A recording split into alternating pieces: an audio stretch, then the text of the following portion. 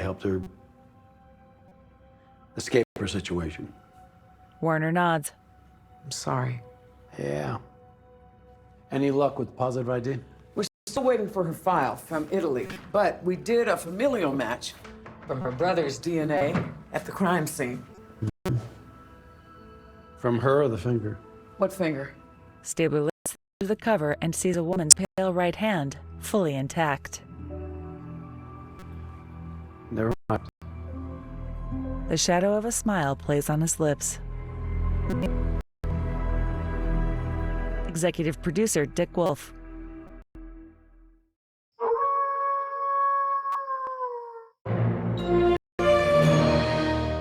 El Diablo. He killed 4 detectives. This guy's pure evil. We gotta find him. Right now. What's your appetite for getting a little creative here? I'll do what needs to be done. Organized Crime, next Thursday on NBC and Peacock. Okay, guys, I'm ready. Today's client, KitchenAid, wants a video starring Jennifer Garner. Yes, welcome to Breakfast in Bed. And there's one more twist. 4 of you will be going home. On Brand with Jimmy Fallon. New Friday on NBC and Peacock.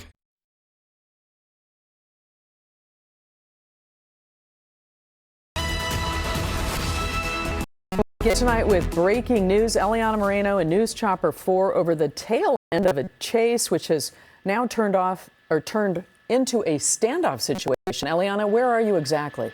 Carolyn, we're in Stanton off of Fillmore Drive and Arthur Drive, which is, of course, a residential area, but it's off of a major street. It's going to be Beach Boulevard in the area of Chapman Avenue. And as we continue to bring News Chopper 4 around, I want to show you the suspect vehicle. It is actually parked in front of that apartment complex, and my pilot George is going to keep pushing here forward so that we can see the car there. But the car is currently in a driveway. It's a color, a sedan of some sort, with 2 occupants inside.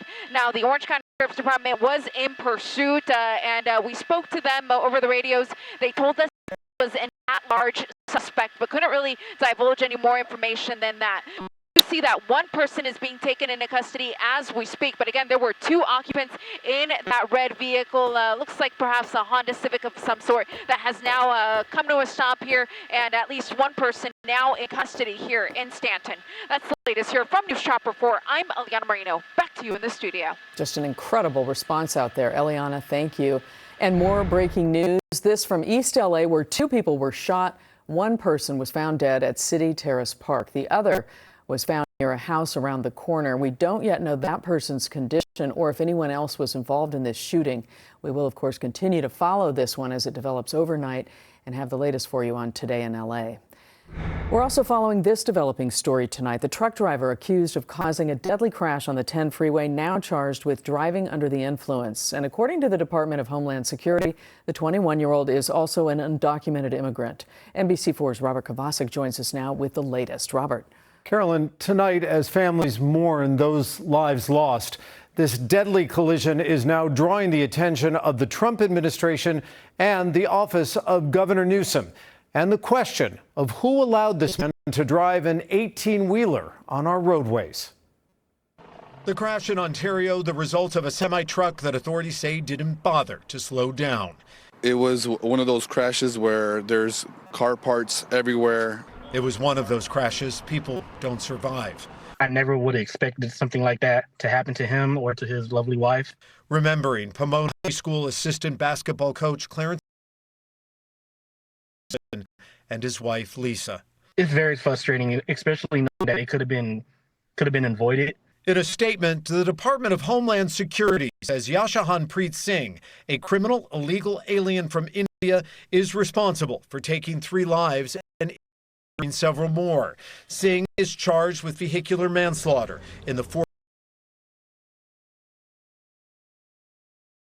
truck for vehicle chain reaction collision and a felony charge of driving under the influence. The White House says what happened on the 10 could have been avoided if this 21-year-old was never allowed behind the wheel. Yes, I can confirm that California gave this individual a license, and it is something that the Department of Transportation has already looked into. Tonight, Governor Newsom's office saying California is not to blame. Writing on social media, the state does not determine commercial driver's license eligibility. The federal government approved renewed this individual's federal employment authorization multiple times, which allowed him to obtain a commercial driver's license in accordance with federal law. The DMV confirms to NBC4 Singh does have a valid driver's license from the state of California. The federal government says the driver responsible for so much destruction and so much heartache should never have been here in the first place. The Department of Homeland Security stating Singh first entered the U.S. in 2022 through the southern border and was released into the country under the Biden administration. As we wait to learn the identity of the third person killed and the condition of those injured, the Department of Homeland Security states that following his arrest by local authorities in San Bernardino, where he is being held tonight without bail, ICE has issued an arrest detainer. That's a request to hold a person for potential deportation. I'm Robert Kovacic. Carolyn? Robert, thank you. We are tracking breaking news in Huntington Beach. A small plane made an emergency landing on the beach. Earlier, Eliana Moreno was overhead for us in News Chopper 4, and we also heard from a witness. We're in Huntington Beach where we have another aviation incident to tell you about, and this time it is an emergency landing here on the sand right off of Pacific Coast Highway and Beach Boulevard. The small aircraft that you see there, a Cessna, was coming down from Santa Barbara toward John Wayne Airport where it experienced some sort of engine issue. The pilot made an emergency call to John Wayne, which was overheard by the Huntington Beach police helicopter. The helicopter spotted the plane as it was looking for a place to land, and thankfully it found a spot here right on the sand adjacent to Pacific Coast Highway and Beach Boulevard, where the two occupants were not injured. You see the airplane, you know, making a U-turn, coming back around, and as it comes back around, it starts lowering, and yeah, shortly it took a safe landing on the shore. And again, Huntington Beach now here on scene, but it is going to be up to the FAA and the NTSB to conduct a further investigation. That's the latest here from Huntington Beach in News Chopper 4. I'm Eliana Moreno. Back to you in the studio. Family and friends are paying tribute to a woman murdered inside a La Habra restaurant.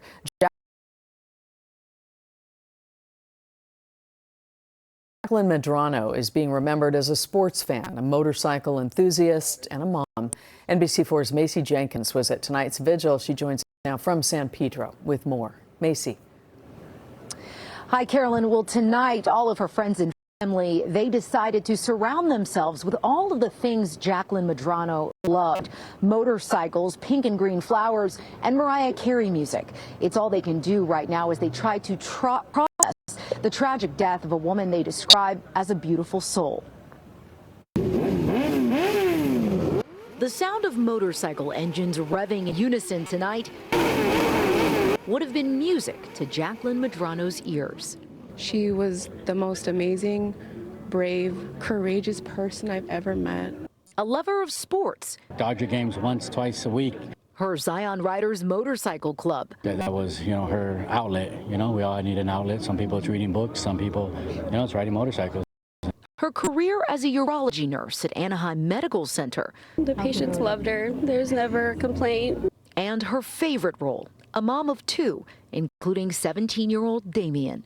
That was her best friend, she would just adored him. The 45-year-old was shot and killed last Tuesday by her ex-boyfriend, 35-year-old Jonathan Wang. La Habra police say he walked into a Korean barbecue restaurant on Imperial Highway, pulled out a gun, shot Medrano, and then himself. Both died on the scene. It's not just horrible, it's horrific, it's ugly, it's atrocious. Court documents show Medrano filed for a domestic violence restraining order on September 16th after previously filing for a temporary restraining order back in July when Wang punched her in the mouth during a discussion. He's a monster. Medrano told the court Wang had made several visits to the homes of her parents and friends in the middle of the night. She added he used to work as a security guard and kept firearms in his home. We knew there was stuff happening, and we knew that she was trying to protect herself. But her coworkers say she kept most details to herself. Always smiling. She never had anything bad to say about anybody. My mom's not in my life, and she jumped into those shoes as much as she could. Medrano's niece, Magali Rodriguez, choosing to focus now on happy memories with her Tia. I came back out with Starbucks. She had won 4 Disneyland tickets off Power 106, and we went to Disneyland for Christmas. She made it happen in less than 10 minutes for me. She truly was a spark in the air. Last month, a judge ordered Wang to turn in all firearms in his possession, but there is no legal record that shows he followed through with that order. Now, 7 days before the shooting, Medrano and Wang were supposed to show up in court to discuss the restraining order. Neither one showed, and that restraining order was dissolved. Funeral arrangements have not been announced yet. Reporting live in San Pedro tonight, Macy Jenkins, NBC4 News. Thank you, Macy. The man accused of causing the Palisades fire pleaded not guilty today. ATF agents say they have evidence that places Jonathan Rinder connection where the January 1st fire started, and they say they can prove the Palisades fire that ignited 6 days later was related. The defense says it doesn't buy the reignition theory and plans to challenge key evidence in the case. Well, what about what happened between January 1st and January 7th? Jonathan wasn't out there with a fire hose putting that fire out at the